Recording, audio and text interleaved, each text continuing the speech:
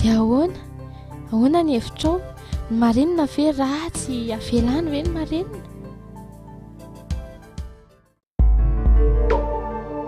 fanontaniana manontany manontany iza iza inona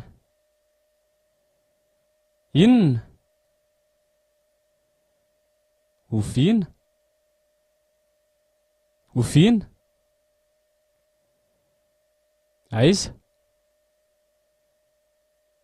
aiza taiza nahoana nahoana firy sa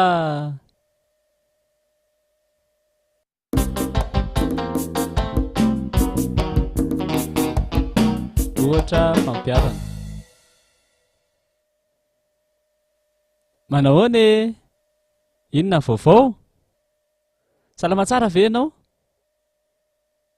firy ny zanakao ianao tia sa tsy tia mandehandeha inona ny tianao akoho sa gana sa kisoa heverinao fa inona e